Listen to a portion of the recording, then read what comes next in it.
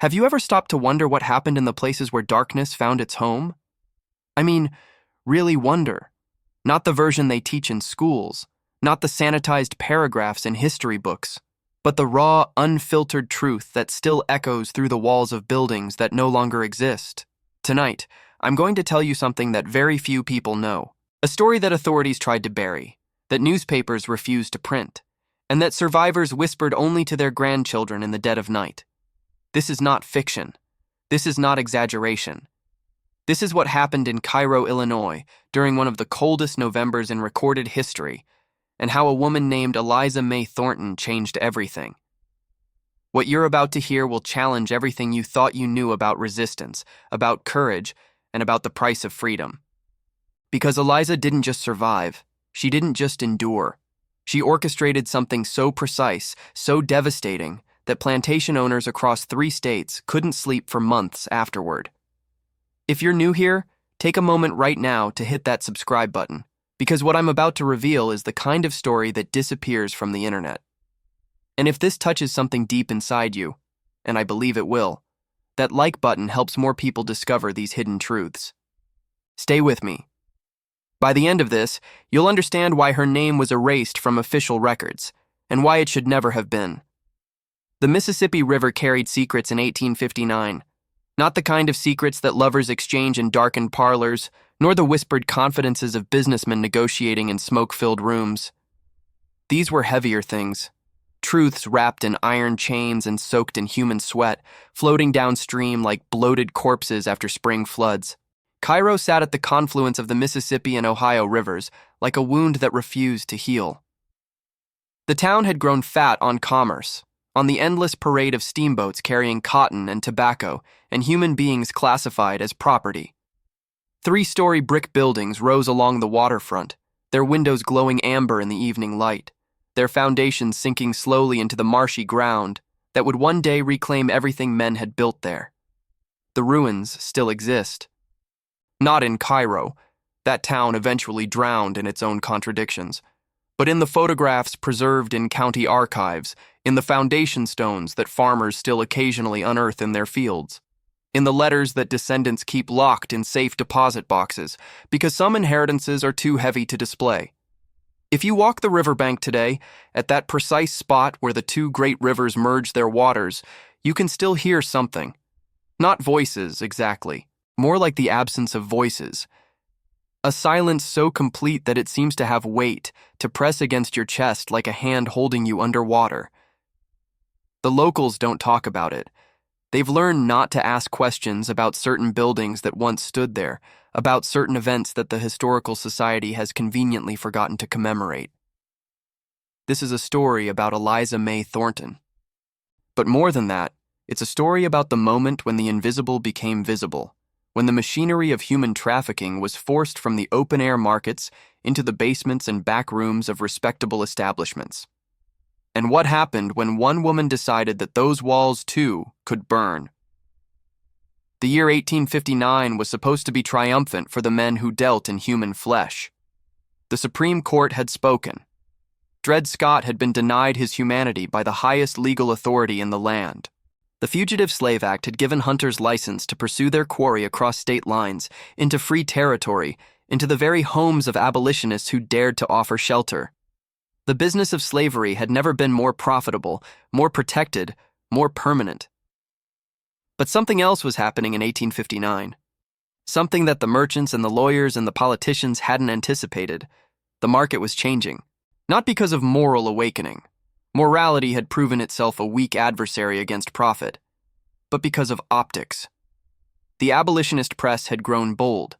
Photographers with their bulky equipment were documenting things that had previously existed only in word-of-mouth horror stories. Northern newspapers were publishing illustrations of auction blocks, of families being separated, of the instruments of torture that planters euphemistically called disciplinary tools. The solution, as businessmen always understand, was not to stop the practice, but to hide it better. If you want to follow more cases like this, cases that shake the foundations of what we think we know about our history, subscribe to this channel so you don't miss a single investigation. The Fitzgerald Hotel occupied the corner of Commercial Street and Washington Avenue, a 4-story monument to ambition that its owner, Cornelius Fitzgerald, had constructed with profits from the steamboat trade. The building featured imported Italian marble in the lobby, crystal chandeliers from Philadelphia, and velvet curtains that had been shipped from New Orleans at considerable expense. Respectable travelers from St. Louis and Memphis praised its accommodations. Politicians held fundraising dinners in its private dining rooms. Ladies of good standing attended tea services in the second-floor parlor without the slightest awareness of what transpired 2 floors below their feet. The basement of the Fitzgerald Hotel extended further than the building's footprint suggested. Tunnels connected it to the riverfront warehouse district, allowing goods to be moved without attracting attention from the street. Originally designed for storing perishable cargo during the sweltering summer months, these underground passages had found a more profitable purpose by the autumn of 1859. Cornelius Fitzgerald had discovered that certain transactions benefited from discretion. The public auctions that had once been held on the courthouse steps now drew unwanted attention. Reporters, sketch artists, the occasional minister thundering about hellfire and damnation. Bad for business, all of it. But a private viewing room, accessible only to verified buyers, with refreshments and comfortable seating and the assurance of absolute confidentiality, that was something gentlemen would pay premium prices to access. The underground market operated 3 nights per week, Tuesday, Thursday, and Saturday. The merchandise arrived by river, transferred from larger vessels to smaller boats that could navigate the shallow channels after dark. The buyers arrived through the hotel's main entrance, presenting calling cards at the front desk before being escorted to a service elevator that descended to what the staff had been trained to call the wine cellar. Fitzgerald employed 17 people to run his operation. 3 men handled transportation and security. 2 women cleaned the holding cells and prepared the merchandise for viewing. 4 served as auctioneers and clerks, managing the paperwork that transformed human beings into legal property. The remaining 8 worked various positions throughout the hotel, maintaining the facade of respectability that made everything else possible. Among those 8 was Eliza May Thornton. Eliza had been born 31 years earlier on a cotton plantation outside Natchez, Mississippi, the daughter of a field hand named Solomon and a house servant named Ruth. Her earliest memories were of her mother's hands, always moving, always working, scrubbing floors before dawn and mending clothes after sunset, never still, never at rest. Ruth had understood something that she tried to teach her daughter. Survival in bondage required becoming indispensable while remaining invisible. The lesson had taken root in ways Ruth never anticipated. By the age of 12, Eliza had demonstrated an unusual aptitude for observation and imitation. She could watch the plantation mistress arrange flowers once and reproduce the arrangement perfectly. She could overhear a conversation in French between visiting merchants and repeat their words with accurate pronunciation, though she had no idea what they meant. She learned to read by watching the master's children during their lessons, tracing letters in the dirt behind the kitchen garden when no one was looking. Her talents had not gone unnoticed. The plantation owner, a man named Harwood, had recognized her potential value and invested in her training accordingly. By 18, Eliza could manage household accounts, correspond with suppliers, and organize social events with the efficiency of a professional housekeeper. She spoke passable French and adequate Spanish. She understood medicine well enough to treat minor ailments and major enough to recognize when a doctor was truly needed. She had become, in Harwood's frequent boasting to his peers, worth more than any 3 field hands combined. This was the first paradox of Eliza's existence. Her value made her simultaneously more protected and more vulnerable. Protected because damaging such a valuable asset would be poor economics. Vulnerable because that same value meant she would never be sold, never be freed, never be allowed to escape the gilded cage that her competence had constructed around her. The second paradox was deeper. Her position in the household gave her access to information that most enslaved people never encountered. She read the newspapers before they were discarded. She overheard conversations between Harwood and his business associates. She understood the legal and financial mechanisms that sustained the institution of slavery in ways that her fellow bondspeople could not have imagined. This knowledge was simultaneously empowering and crushing. She could see the walls of her prison with perfect clarity, which only made their inescapability more apparent. Ruth died when Eliza was 23, worn out by decades of labor that had left her hands permanently swollen and her back curved like a question mark. Solomon had been sold years earlier, his fate unknown. Eliza had mourned her mother in the only way that enslaved people were permitted to mourn, silently, briefly, and without any disruption to the household routine. She had washed her mother's body herself, had dressed her in the cleanest shift available, had stood dry-eyed at the grave while the preacher spoke words about heavenly reward and eternal rest. That night, alone in the small room behind the kitchen that she had shared with Ruth for 23 years, Eliza had made a decision. She did not know yet what form it would take or when it would come to fruition, but she knew with a certainty that felt like iron settling into her bones that she would not die in bondage, and she would not die alone. The circumstances that brought Eliza to Cairo were, like most significant events in the lives of enslaved people, entirely beyond her control. In the spring of 1857, Harwood had suffered a series of financial setbacks: poor cotton harvests, a steamboat investment that sank literally and figuratively, gambling debts that accumulated faster than his remaining assets could cover. By September, his creditors had lost patience. The plantation was seized, the household goods auctioned, and the enslaved population, including Eliza, sold to cover outstanding obligations. A trader named Birch purchased Eliza for $1,100, recognizing immediately that she was worth more than standard field labor. He had brought her to Memphis, where he maintained an office, intending to sell her to one of the wealthy families who regularly sought skilled domestic servants. But something had shifted in the market. The panic of 1857 had left even wealthy families cautious about major purchases. Eliza had remained in Birch's possession for nearly a year, during which time he had discovered another use for her talents. The domestic slave trade operated on relationships. Buyers needed to trust sellers. Sellers needed to verify that buyers could pay. Everyone needed to believe that transactions would be conducted with discretion and that merchandise would be as represented. This required intermediaries, people who could facilitate introductions, verify credentials, smooth over disputes, and maintain the illusion of gentility that made the whole enterprise palatable to its participants. Eliza, with her education, her composure, and her ability to move comfortably between the white and black worlds, proved perfect for this role.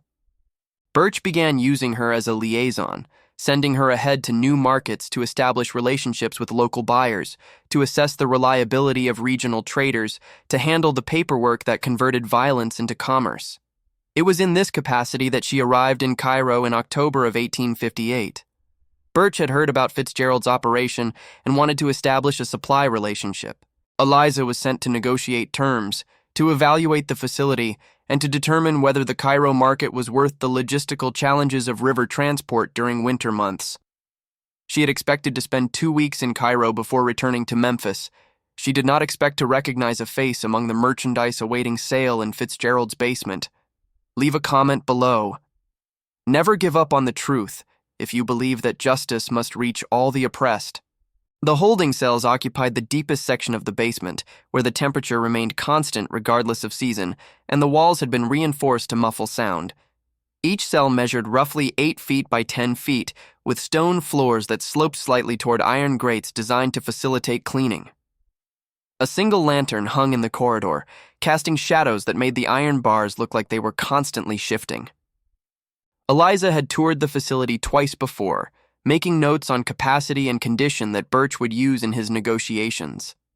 She had trained herself to see the merchandise as Birch saw it, as assets with varying degrees of value, as products requiring assessment, as inventory to be cataloged and moved efficiently. This was the armor she wore, the necessary distance that made her work possible without destroying her. On her third visit, the armor cracked. The woman in the third cell was perhaps 50 years old, though hard labor often made accurate age estimation impossible. Her hair had gone gray at the temples. Her hands showed the swelling and scarring of decades of field work. Her eyes, when they met Eliza's through the bars, held a recognition that preceded words. "Eliza? Ruth's girl?" The voice was a whisper, roughened by disuse, but unmistakable. Eliza had heard that voice 1,000 times in childhood, had fallen asleep to its lullabies, had learned her first songs from its patient repetition. Aunt Bessie? Bessie had been Ruth's older sister. She had been sold away from the Natchez plantation when Eliza was 9 years old, purchased by a buyer from Alabama whose name Eliza had never known. Ruth had wept for days afterward, the only time Eliza had ever seen her mother's composure break. After that, Bessie had become a ghost, a name mentioned only in prayers, a face that Eliza had assumed she would never see again. And now here she was, locked in a stone cell beneath a hotel in Illinois, waiting to be sold to whoever offered the highest bid on Thursday evening. The cell door was locked. The guards made rounds every 15 minutes. Eliza had no weapons, no allies, no authority. She was herself still property, still bound by chains invisible but no less real than the iron on Bessie's wrists. "Don't," Bessie whispered, reading something in Eliza's expression. "Don't do nothing foolish. You got a position. You got protection. You live. I can't leave you here. You can. You will." Bessie's voice carried the weight of 50 years of survival. "This ain't the first time I've been sold. Won't be the last. I endure. That's what we do. We endure." Eliza opened her mouth to argue, but the sound of footsteps in the corridor stopped her. She stepped back from the bars, composed her face into the neutral expression that Birch had taught her, and turned to greet the approaching guard with a nod of professional acknowledgement. But something had changed.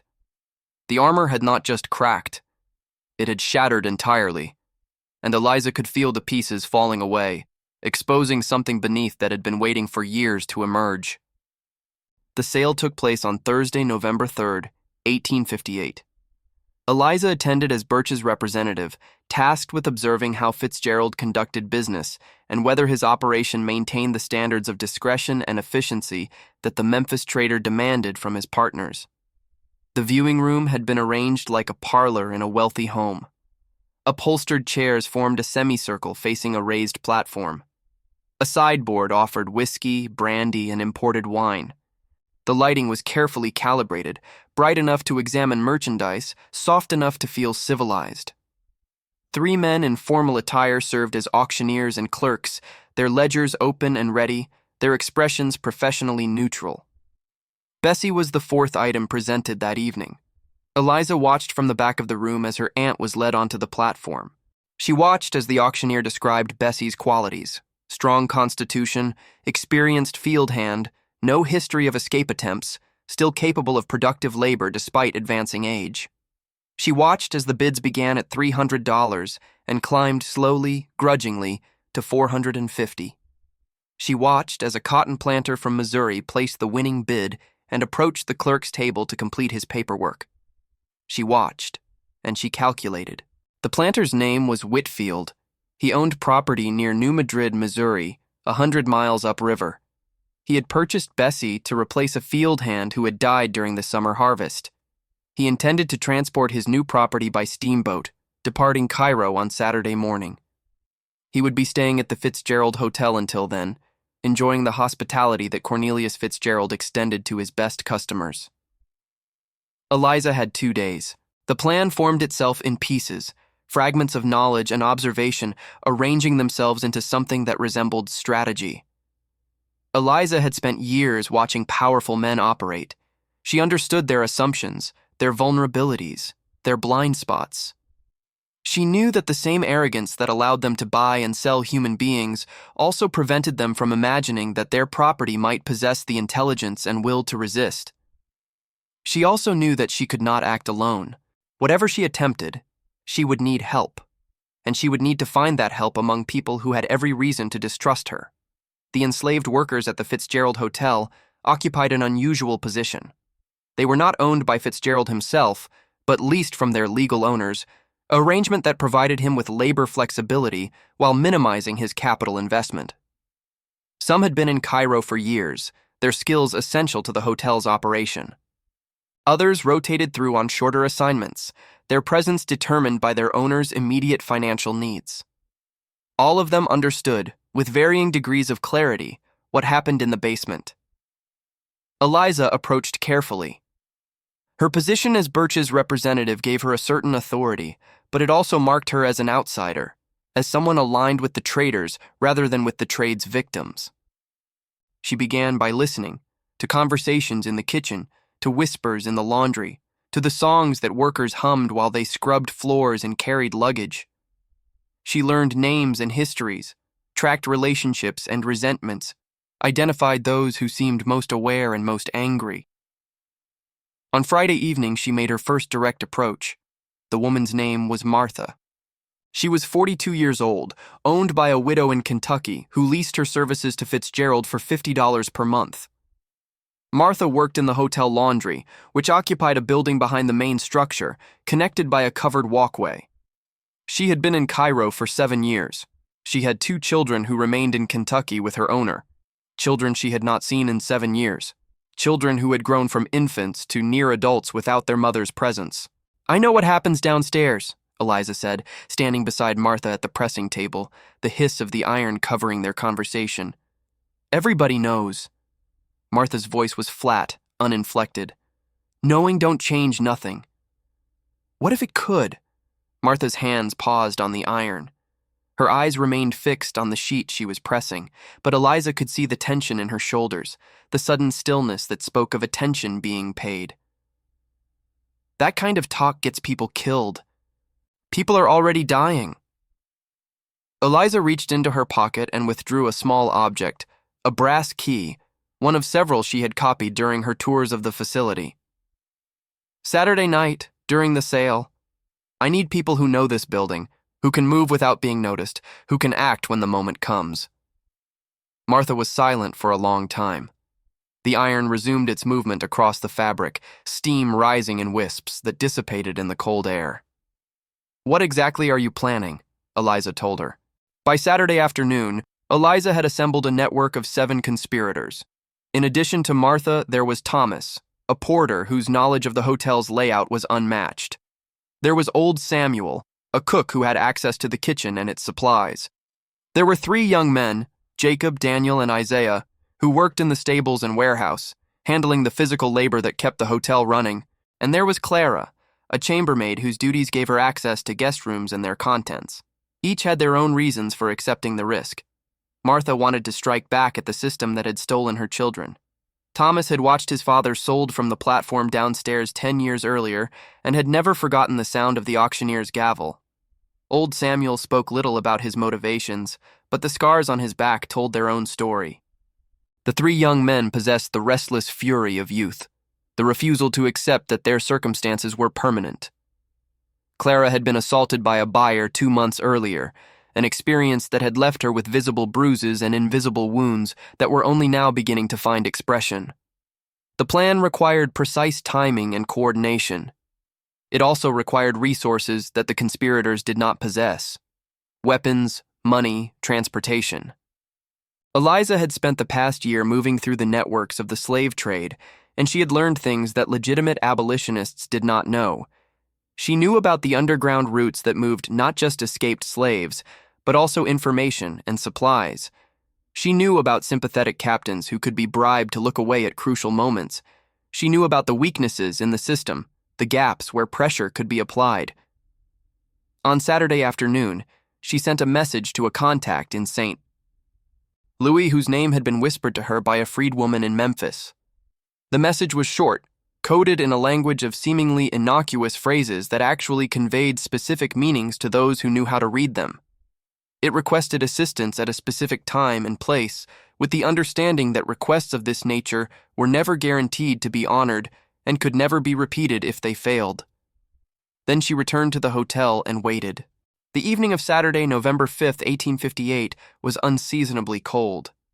Ice had begun to form along the edges of the rivers, and the wind that swept through Cairo's streets carried the promise of a harsh winter to come. The guests at the Fitzgerald Hotel gathered in the parlor before dinner, warming themselves with whiskey and conversation, oblivious to the preparations taking place below their feet. The basement market was scheduled to begin at 9 o'clock. The merchandise this evening included 14 individuals, men, women, and children, who had been transported from collection points in Tennessee and Kentucky. Among them was a family of 5 who had been separated from their Kentucky plantation 3 weeks earlier. The mother had been told that her children would be sold together, a promise that everyone involved knew to be meaningless. Fitzgerald had invited his most valued customers to a special reception before the main event. Champagne had been ordered from New Orleans. A string quartet was tuning in the viewing room. The atmosphere was festive, celebratory, as if this were a gallery opening or a theatrical premiere rather than the commodification of human beings. Eliza moved through the hotel with the calm efficiency that had always been her armor. She checked on the arrangements in the dining room. She confirmed details with the kitchen staff. She exchanged pleasantries with guests who saw only a well-trained servant performing her expected role. No one noticed the small adjustments she made as she moved. The wedge inserted beneath a particular door, the key relocated from one hook to another, the lantern whose oil reservoir had been quietly depleted. At 8:30, she descended to the basement. The holding cells were crowded. The 14 people scheduled for sale occupied 3 of the 4 cells, their bodies pressed together in spaces designed for half their number. The air was thick with the smell of unwashed bodies and fear. A guard sat at a table near the corridor entrance, reading a newspaper by the light of a single lantern. "Mr. Fitzgerald asked me to verify the inventory before the viewing begins," Eliza said, approaching with a clipboard and the confident stride of someone who belonged. The guard barely looked up. "Go ahead, just don't open anything." Eliza moved down the corridor, pausing at each cell to make marks on her clipboard. She counted bodies, noted apparent ages and conditions, performed the expected tasks of inventory verification. When she reached the last cell, she paused longer, her eyes searching the faces pressed against the bars. Bessie was not there. She had been sold on Thursday. She was probably already on a boat heading toward Missouri, toward a cotton field where she would work until her body finally failed, where she would die among strangers without anyone to mourn her passing. Eliza's plan had been too slow. Her caution had cost her the only family she had left. For a moment, the weight of that failure threatened to crush her. She could feel tears pressing against her eyes, the grief that she had learned to suppress rising toward the surface. She wanted to collapse, to surrender, to accept that the system was too vast and too powerful for any individual to challenge. But then, she looked at the faces in the cells before her, at the mother clutching her youngest child, at the old man whose hands still showed the calluses of decades of labor, at the young woman whose eyes held terror and something else, a flicker of hope perhaps, or simply the refusal to accept that hope was impossible. They were not Bessie. But they were someone's Bessie. They were daughters and sons, sisters and brothers, mothers and fathers. They were human beings whose suffering demanded witness and response. Eliza blinked the tears back. She made a final mark on her clipboard, and she continued with the plan. At 9 o'clock, the first guests began descending to the viewing room. The string quartet played a waltz as gentlemen in evening dress accepted champagne from silver trays and examined the printed catalog that described each item scheduled for auction. The atmosphere was refined, cultured, the violence of the proceedings disguised beneath layers of civilization.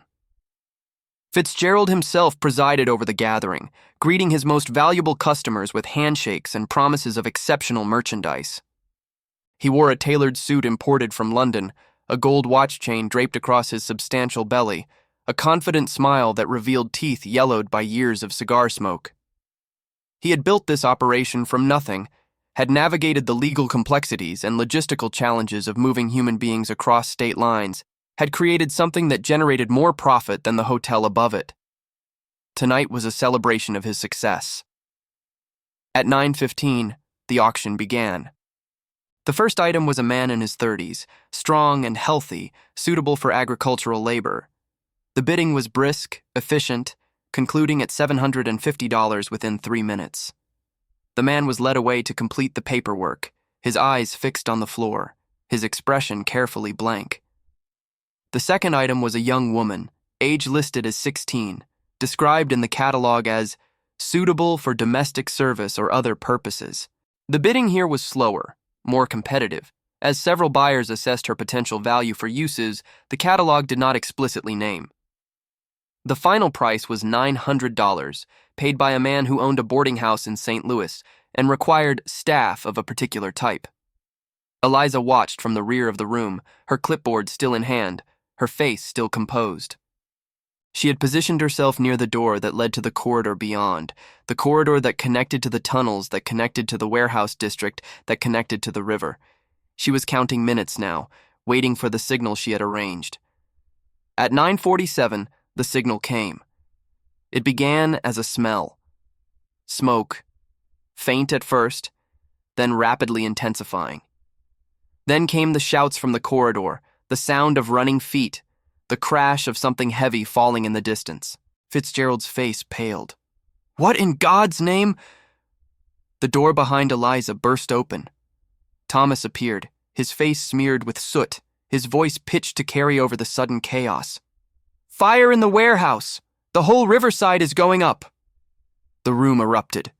Gentlemen who moments ago had been calmly bidding on human property now pushed toward the exits, their refined manners abandoned in the face of mortal threat. The string quartet dropped their instruments and fled. The auctioneers grabbed their ledgers and ran. Fitzgerald stood frozen for a moment, watching his carefully constructed operation dissolve into pandemonium. Then survival instinct took over, and he too headed for the stairs, shouting orders that no one was listening to follow. Within 3 minutes, the viewing room was empty except for Eliza and the people who remained locked in the holding cells. She moved quickly now, the brass key ready in her hand. The first lock opened with a click that sounded louder than thunder, then the second, then the third. Follow me, she said, her voice calm despite her racing heart. Quickly and quietly. The tunnels lead to the river. There are boats waiting. 14 people emerged from the cells, blinking in the suddenly brighter light of the abandoned viewing room. Some moved with the hesitation of those who cannot quite believe their circumstances have changed. Others needed no encouragement, their bodies already in motion toward the promised escape. The mother with 5 children gathered them close, her eyes meeting Eliza's with an expression that contained gratitude and terror and hope and disbelief all at once. Why? She whispered. Why are you helping us? Because I'm one of you, Eliza said. Because I was always one of you. They moved through the tunnels in near darkness, guided by Thomas and old Samuel, who knew every turn and junction from years of moving cargo through these same passages. The smoke overhead grew thicker as the fire spread. Not just the warehouse now, but the buildings adjacent, the wooden structures igniting with the enthusiasm of dry timber and cold air. At the river's edge, 2 rowboats waited, manned by figures whose faces remained hidden in the darkness. No names were exchanged. No explanations were offered. The boats were loaded with their human cargo and pushed into the current, heading for the Illinois shore and the network of safe houses that would carry the passengers northward to Canada. Eliza did not join them. She remained on the riverbank, watching the boats disappear into the darkness, listening to the sounds of chaos from the burning waterfront. The fire had spread faster than she had anticipated. The warehouse, 3 adjacent buildings, the bridge connecting to the loading docks. By morning, the entire riverside section of Cairo would be ash and memory. But Fitzgerald's basement would survive. It was built of stone, designed to withstand exactly this kind of disaster. The tunnels would be blocked by debris, but they could be cleared. The holding cells would need to be cleaned, but they would remain functional. The operation could resume within weeks, perhaps days. Unless. Eliza turned away from the river and walked back toward the hotel. The streets were filled with people, guests evacuating, staff running in confusion, townspeople arriving to help fight the flames or simply to watch the spectacle.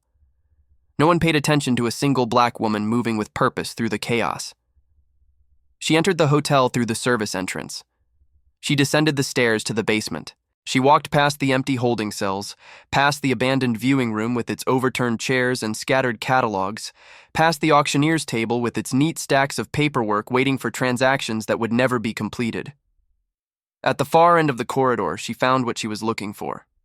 Fitzgerald had stored his records in a locked cabinet, believing that stone walls and iron locks would keep his secrets safe. Eliza had obtained a copy of the key 3 days earlier. She opened the cabinet and began removing documents, Bills of sale, shipping manifests, correspondence with buyers and sellers across 6 states, financial records that detailed the flow of money and human beings through Cairo's underground market. Then she set them on fire. The flames caught the paper hungrily, transforming years of careful record-keeping into ash and smoke. Eliza fed the fire methodically, ensuring that every document was destroyed, that no evidence remained of the transactions that had taken place in this room. When she was finished, she turned her attention to the room itself.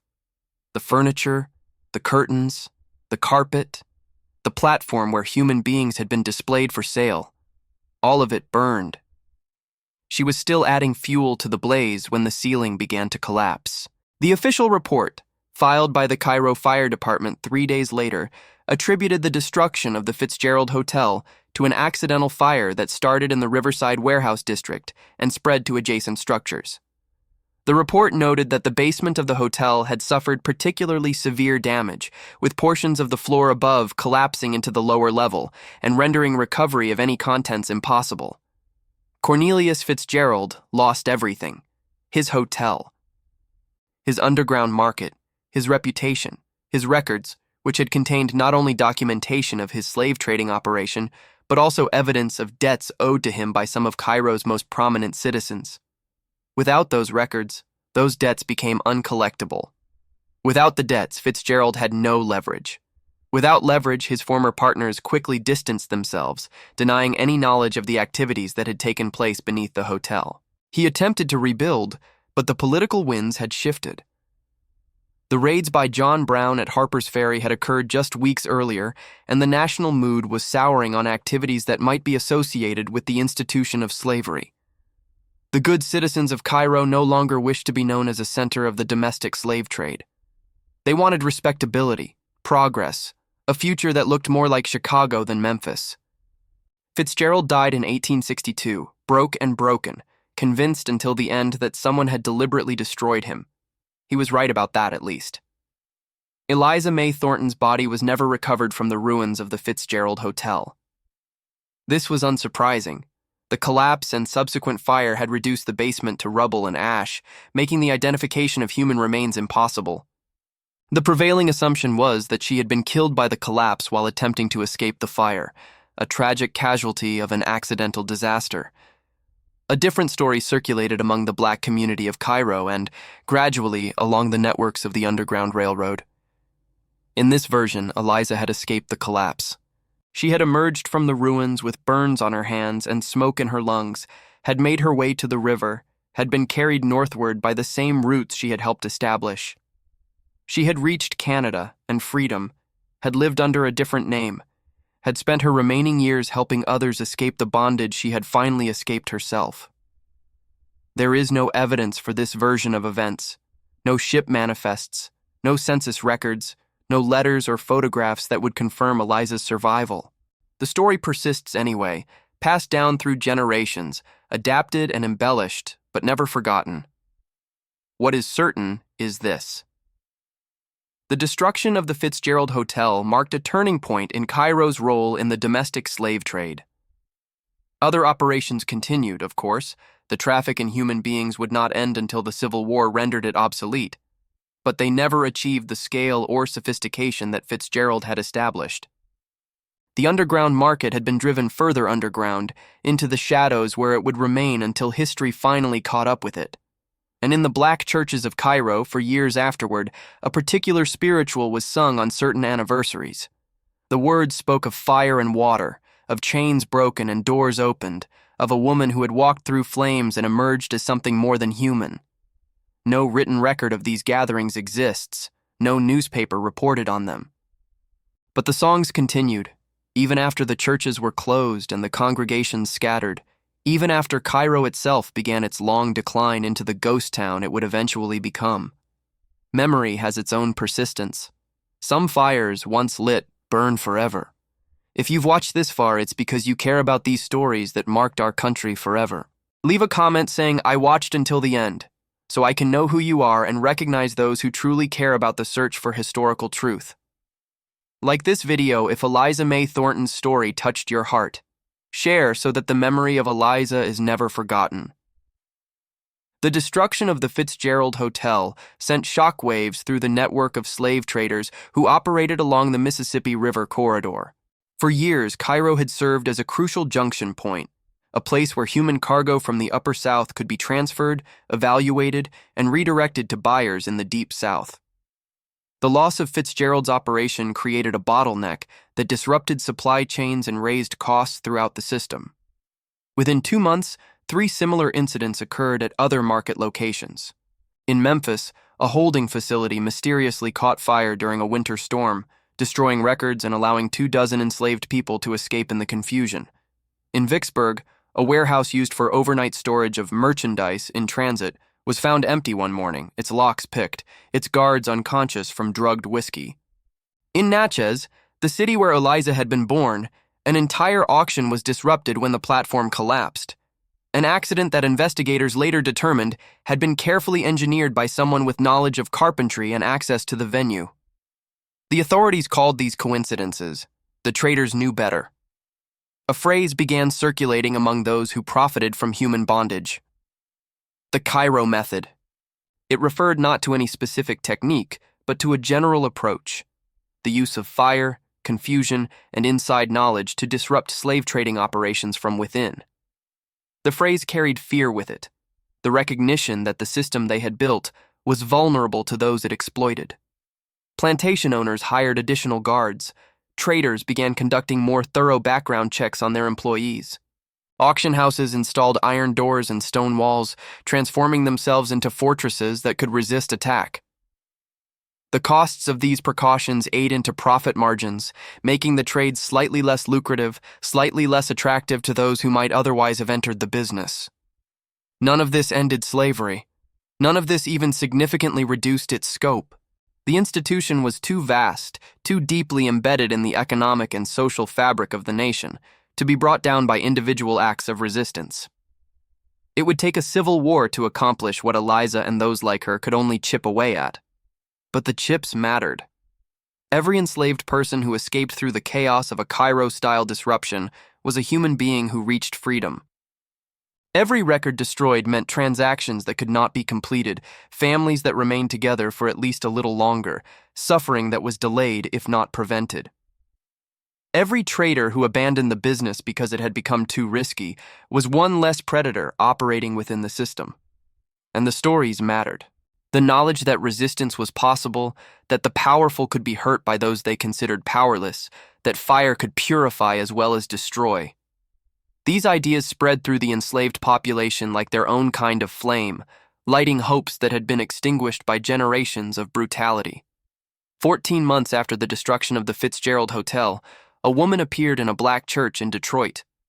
She was perhaps 35 years old, though her eyes suggested someone who had lived much longer.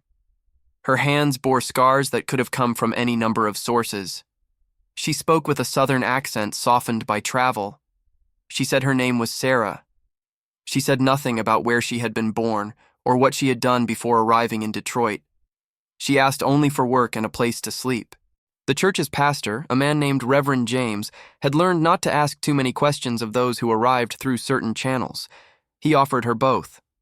Sarah worked as a seamstress, producing clothing of exceptional quality that soon attracted wealthy clients from across the city. She never married, never spoke of family, never revealed anything about her past. She was generous with her earnings, contributing to every collection for fugitive assistance, supporting every effort to provide education and resources to newly arrived freedom seekers. When the Civil War began, she donated the entirety of her savings, more than $2,000, a fortune for someone in her position, to organizations supporting black soldiers and their families. When the war ended, she traveled south as part of a Freedmen's Bureau delegation, helping to establish schools and hospitals in the devastated former Confederacy. She returned to Detroit in 1872 and continued her work for another 15 years. She died in 1887, surrounded by a community that had come to love her deeply, despite knowing almost nothing about her origins. Her funeral was attended by hundreds: former slaves she had helped reach freedom, children she had taught to read, families she had supported through impossible times. No one at the funeral mentioned the name Eliza May Thornton. But several of the older attendees, Those who had been part of the networks that operated before the war exchanged glances during the service that suggested shared knowledge, shared secrets, shared understanding of who this woman had really been. They buried her in the cemetery beside the church, beneath a simple stone that bore only her chosen name and the dates of her life in Detroit. Beside the stone, someone planted a rose bush that bloomed every year without fail, its red flowers bright against the gray granite. The rose bush is still there. It still blooms. Some things once planted refuse to die. The story of the Cairo fire entered the historical record through fragments and whispers. No newspaper of the time reported it as anything other than an accidental disaster. No official investigation concluded that sabotage had been involved. The names of those who escaped through the tunnels were never documented, their subsequent lives untracked by the bureaucratic machinery that preserved the stories of the powerful. But historians who dig deeply enough find traces. A letter from a Missouri planter to his brother, dated December 1858, complaining about the Cairo affair and the difficulties of replacing lost property. A notation in the records of a Canadian settlement documenting the arrival of 14 fugitives from Illinois via underground routes. A song lyric collected by a folklorist in the 1930s describing the woman who walked through fire and set the captives free. These fragments resist assembly into coherent narrative. The gaps between them are too wide, the silence too profound. We cannot prove that Eliza May Thornton existed, that she orchestrated the destruction of the Fitzgerald Hotel, that she survived the fire and reached freedom. We cannot disprove it either. What we can say with certainty is this: the Cairo fire happened. The underground market was destroyed. 14 people disappeared from the records of the domestic slave trade on the night of November 5, 1858, and never reappeared in any subsequent documentation. Someone made this possible. Someone took the risks, made the plans, lit the fires that burned away the chains. Whether her name was Eliza or Sarah or something else entirely matters less than what she represented. In a system designed to crush hope and eliminate agency, she proved that both could survive. In a world that treated her as property, she acted as a sovereign human being, making choices that shaped history. The Cairo method spread. Other fires followed. Other escapes were engineered. Other records were destroyed. By the time the Civil War began, the Underground Railroad had become something more than a network for moving fugitives. It was an organized resistance movement, using tactics developed and refined through experiences like Cairo. After the war, some of those tactics were applied to new struggles: the fight for civil rights, for voting access, for economic justice. All of these would draw on the traditions of resistance established during slavery. The direct action movements of the 20th century owed debts, acknowledged and unacknowledged, to those who had learned in bondage how to fight systems of oppression. And the stories continued, passed from generation to generation, transformed and adapted but never abandoned. In churches and barbershops, in family gatherings and community celebrations, the names and deeds of those who resisted were remembered when the official histories forgot them. Eliza May Thornton may or may not have existed as an individual human being, but she existed as an idea, as a symbol, as a possibility. She existed in every enslaved person who looked at the flames consuming a slave market and felt something kindle within their own heart. She existed in every act of resistance, large and small, that refused to accept the permanence of bondage. She exists still. In the songs that echo through black churches, in the roses that bloom on anonymous graves, in the fire that burns, invisible but unextinguished, in the hearts of those who refuse to forget. Cornelius Fitzgerald spent the last years of his life writing letters. Hundreds of them, thousands of them, addressed to former associates, former clients, former anyone who might offer assistance or at least sympathy. Most went unanswered. Those few who replied offered polite expressions of regret, but no practical help. He had become an embarrassment. The Cairo method had made slave trading more dangerous and less profitable, and men who had once gladly participated in the market now pretended they had never known Fitzgerald's name. The bonds of complicity that had once united them dissolved in the face of rising risk. In his final letter, written 3 days before his death from consumption in a charity hospital in St. Louis, Fitzgerald attempted to explain what had happened to him. He wrote of the fire that had destroyed his building, the collapse that had killed his workers, the mysterious disappearance of the merchandise scheduled for sale that evening. He wrote of the woman, the slave, the traitor, the demon, who had somehow orchestrated his destruction. "I trained her myself," he wrote. "I trusted her with my records, my keys, my secrets. I thought she was loyal because I treated her well, because she lived better than any field hand could dream of living. I did not understand that they do not feel gratitude as we do. I did not understand that they are always watching, always waiting, always planning their revenge." The letter was never sent. It was found among his effects after his death, folded in his coat pocket, the envelope already addressed but lacking a stamp. The recipient was a nephew in New Orleans who had never met his uncle and had no interest in his ravings. The letter was kept as a curiosity, passed down through generations, eventually donated to a historical society that cataloged it and filed it away. 100 years later, a graduate student researching antebellum slave trading discovered the letter in the society's archives. She included a passage from it in her dissertation, alongside her analysis of the Cairo fire and its effects on the regional slave trade. The dissertation was published as a book. The book was reviewed in academic journals. The story of Eliza May Thornton, unnamed in Fitzgerald's letter but unmistakable from the context, entered the scholarly record. Other researchers followed. They traced the fragments, assembled the evidence, debated the interpretations. Some argued that Eliza had been a real person, an exceptional individual whose courage and intelligence had allowed her to strike a blow against an invincible system. Others suggested she was a composite, a legend created from multiple actual events and attributed to a single heroic figure. A few dismissed the entire story as myth, unsupported by the kind of documentary evidence that historians require. The debate continues. It will probably never be resolved. The absence of records, ironically, created in part by Eliza's own destruction of Fitzgerald's archives, makes definitive conclusions impossible. But the search for Eliza has had its own effects. It has directed attention to a period and a phenomenon that official histories often minimize. It has recovered names and stories that would otherwise have been lost. It has reminded us that the enslaved were not merely victims but actors, not merely objects of history, but makers of it. And it has raised questions about how we remember resistance, about which stories get preserved and which get erased, about whose voices we consider credible and whose we dismiss, about the difference between historical fact and historical truth. Eliza may never be definitively proven to have existed.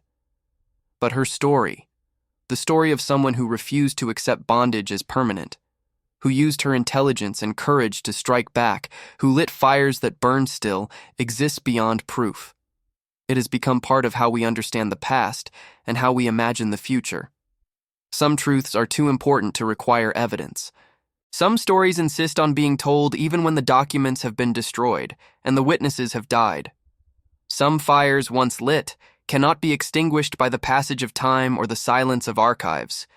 This is one of those fires. This is one of those stories.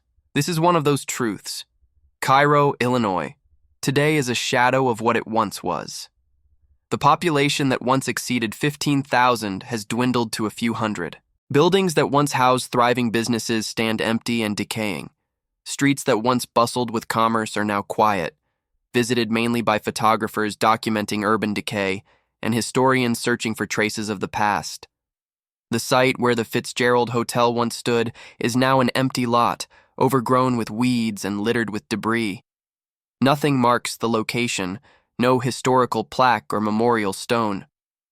The tourists who occasionally visit Cairo come for other reasons: the confluence of the rivers, the antebellum architecture that still survives in some sections, the general atmosphere of lost grandeur and faded glory. But locals tell stories. They speak of sounds heard after dark, chains rattling, voices crying, flames crackling though nothing burns. They speak of figures seen in peripheral vision, gone when you turn to look directly. They speak of cold spots in summer and warmth in winter, of electronics that malfunction for no apparent reason, of animals that refuse to cross certain thresholds. These are ghost stories, the kind that every declining town accumulates over the decades. They are not evidence of anything supernatural. They are simply the way that communities remember trauma, process grief, acknowledge the weight of history that presses down on places where terrible things occurred. But among the ghost stories, one stands out. An elderly woman, interviewed by a folklore collector in 1978, claimed that her grandmother had worked at the Fitzgerald Hotel as a child.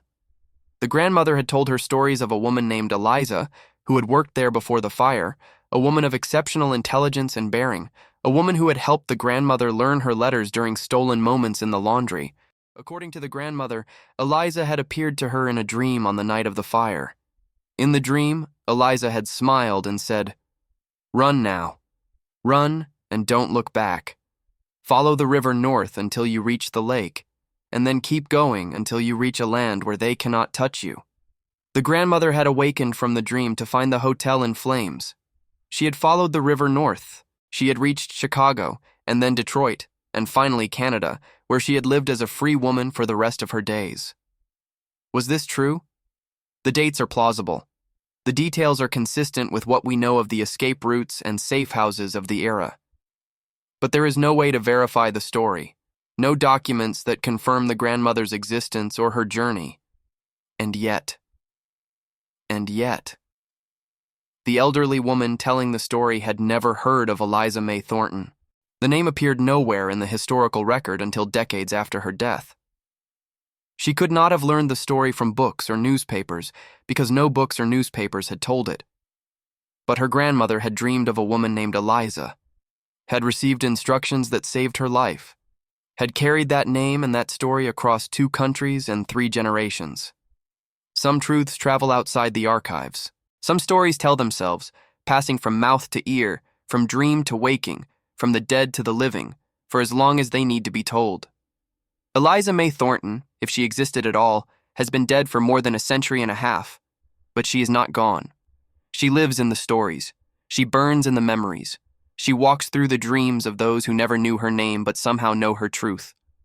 The fire she lit in Cairo has spread. It will never go out. In the summer of 2019, a construction crew excavating the foundation for a new building in Cairo unearthed a collection of objects buried approximately 6 feet below the current ground level. The objects included brass keys of antique design, a fragment of charred fabric that chemical analysis identified as cotton, and a metal box containing papers too damaged by time and water to be legible. Archaeologists from Southern Illinois University arrived to document the find. They determined that the objects dated to the mid-19th century and were consistent with the materials used in Cairo's commercial district during that era. The metal box had apparently been buried deliberately, based on the careful arrangement of objects around it. Who buried it and why remained unclear. The papers resisted all attempts at restoration. The keys matched no known locks. The fabric could have come from any of thousands of sources. But the location was suggestive. The new construction was taking place on the block where, according to city records, the Fitzgerald Hotel had once stood. The depth of the burial was consistent with the basement level of that building, and the careful arrangement of objects suggested someone who wanted these things to be found eventually when the time was right. The archaeologists cataloged the find and published their results in a minor academic journal. The construction company delayed its work briefly, then proceeded with the building. The objects were stored in the university's archive, where they remain today, available for examination by qualified researchers. A historian working on a book about the Cairo slave trade visited the archive in 2021. She photographed the objects, handled them with gloved hands, considered their possible meanings. In her book, published the following year, she devoted a chapter to what she called the Fitzgerald cache. Her conclusion was appropriately cautious. The objects might be connected to the events of November 1858. They might be connected to Eliza May Thornton, if such a person existed. They might be nothing more than random debris, buried by someone for reasons having nothing to do with slave trading or resistance or fire. But she ended the chapter with a question. If Eliza wanted future generations to remember what happened here, what would she have buried? What would she have preserved? The keys could open doors that no longer existed. The fabric could be wrapped around a wound that had never healed. The papers could contain truths that time had rendered illegible. Or they could be something else entirely. Messages, prayers, promises. We cannot know. We can only speculate, imagine, wonder. But the objects exist. They were buried by someone for some purpose, at some point in the past. They waited in the earth for more than a century and a half before being uncovered. And now they are part of the record, fragments that demand interpretation, evidence of something that someone thought was worth preserving. This is how the past speaks to the present, not through clear messages and unmistakable signs, but through fragments and hints, through objects that require imagination to decode, through silences that are as eloquent as words. Eliza May Thornton, or whoever buried those objects, knew this, knew that future generations would have to work to understand what she had left them, knew that the truth would not be handed to us, but would have to be excavated, pieced together, fought for. This is her inheritance to us, not answers but questions, not certainty but hope, not a complete story but fragments that invite us to complete them ourselves. The fire still burns, the keys still wait for their locks, the story is still being told. On November 5th, 2023, exactly 165 years after the destruction of the Fitzgerald Hotel, a small group gathered on the empty lot in Cairo where the building had once stood. They were historians and activists, descendants of enslaved people and allies from across the country, united by a shared commitment to remembering what the official records had forgotten. They came to dedicate a marker. The marker was modest, a simple granite stone, about 3 feet tall with bronze lettering. It bore no dramatic imagery, no heroic statue, no sweeping statements about the course of history. Instead, it contained only this. On this site stood the Fitzgerald Hotel, 1855-1858, on the night of November 5th, 1858. A fire destroyed the building and disrupted the underground slave market that operated in its basement. 14 enslaved people escaped that night. Their names are unknown. Their courage is remembered in honor of Eliza May Thornton, and all who resisted the ceremony was brief. Speakers read excerpts from the historical record, Fitzgerald's final letter, the folklore collector's interview, passages from scholarly analyses. A singer performed the spiritual that had been sung in Cairo's black churches after the fire, the melody reconstructed from fragments and variations preserved in different communities. A moment of silence was observed. Then the marker was unveiled, and the small crowd applauded, and photographs were taken, and gradually people drifted away to their cars and their hotels and their lives in the present. But the marker remained. It remains still, visible from the street, though few drive down that street anymore. Weathering slowly in the Midwestern climate, though granite is more durable than flesh or memory. Telling its brief story to anyone who stops to read it, though most pass by without stopping. The marker does not claim certainty. It does not assert that Eliza May Thornton definitively existed or that she personally set the fire that destroyed the Fitzgerald Hotel. It acknowledges the limits of what we know while insisting that what we know is worth remembering. This is all we can do for the dead. We cannot bring them back. We cannot undo the suffering they endured. We cannot make the historical record complete when so much has been deliberately destroyed or carelessly lost. We can only bear witness, tell stories, plant markers in the earth that say, something happened here, someone lived and struggled and perhaps died here, and we refuse to let that be forgotten. Eliza May Thornton may have been one woman or many women or a legend born from collective memory. She may have died in the fire or escaped to freedom or lived a long life under a different name. She may have been exactly as the stories describe her or something entirely different. But she was real in the way that all resistance is real in the courage she inspired, real in the fear she created in those who profited from bondage, real in the hope she kept alive when hope seemed impossible, real in the stories that survived her, that crossed oceans and generations, that brought a small group of people to an empty lot in a dying town 165 years after the night the slave market moved indoors. The marker stands in Cairo, Illinois. The fire still burns in memory. The story continues to be told. Somewhere in Detroit, in a church that has stood for more than a century, a rose bush blooms. The bush grows beside a simple headstone bearing the name Sarah and dates that span 70 years of life in freedom. No other information adorns the stone. No family names, no epitaphs, no symbols of faith or achievement. Just a name and dates and silence. But the rosebush speaks. Each spring it sends up new canes, thick and thorny and resilient.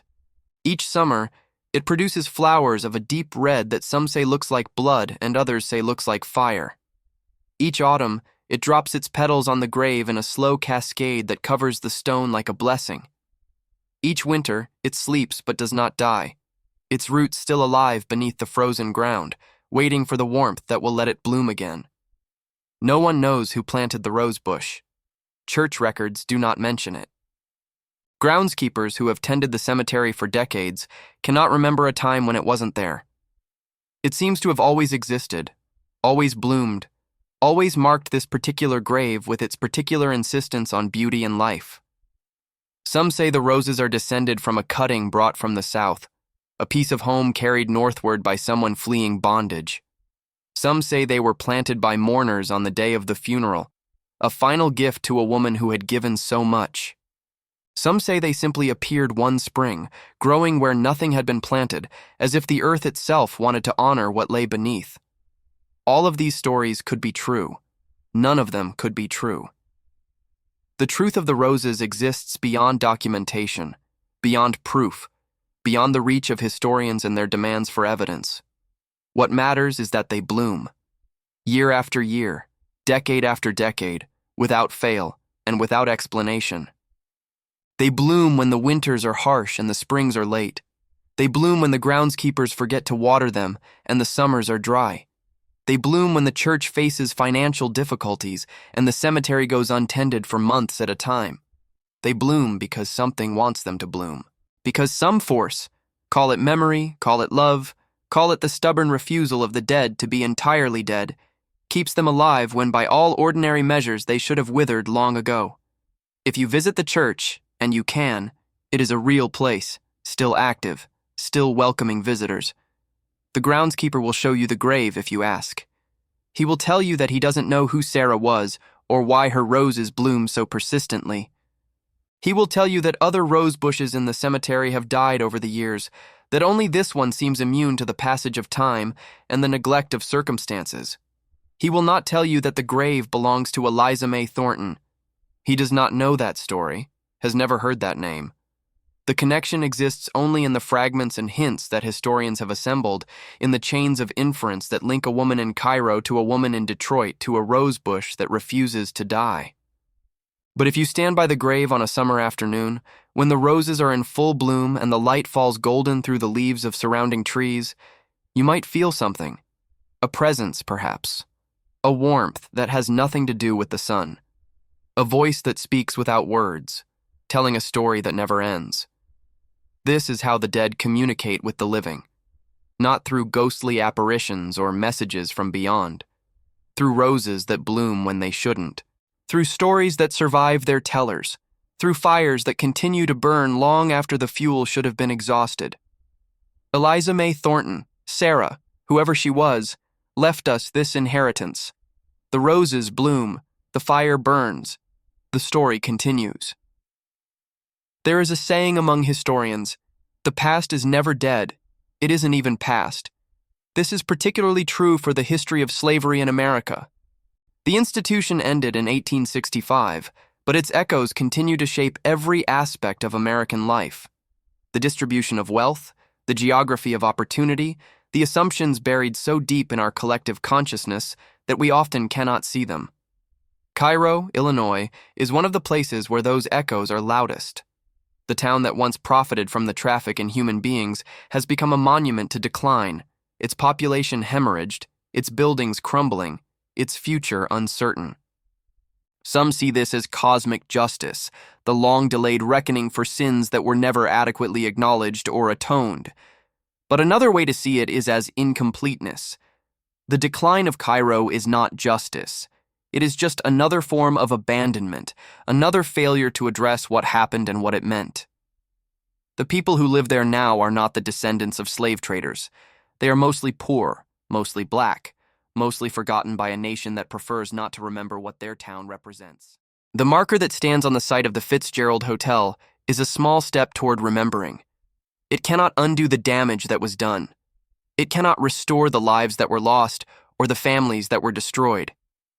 But it can insist that those lives mattered, that those losses should not be forgotten, that the fire Eliza lit continues to demand our attention. And perhaps that is enough. Perhaps the purpose of memory is not to achieve closure, but to maintain connection. Perhaps we tell these stories not because they resolve into neat endings, but because they don't, because they remain open, unfinished, demanding our continued engagement. Eliza May Thornton did not end slavery. The Cairo fire did not bring down the system that had enslaved her, but she did what she could, with what she had, in the moment she was given. She took action when action seemed impossible. She lit a fire that still burns. This is the inheritance she left us. Not victory, but resistance. Not answers, but questions. Not a completed story, but a continuing one. The fire still burns. The roses still bloom. The story is still being told. And somewhere, in the silence between words, in the darkness between flames, Eliza is still watching, still waiting, still insisting that we remember what happened and imagine what could be. The night the slave market moved indoors, one woman decided that walls could burn too. She was right. If you've watched this far, it's because you care about these stories that marked our country forever. Leave a comment saying, "I watched until the end," so I can get to know you and recognize those who truly care about the search for historical truth. Like this video if Eliza May Thornton's story touched your heart. Share so that the memory of Eliza is never forgotten.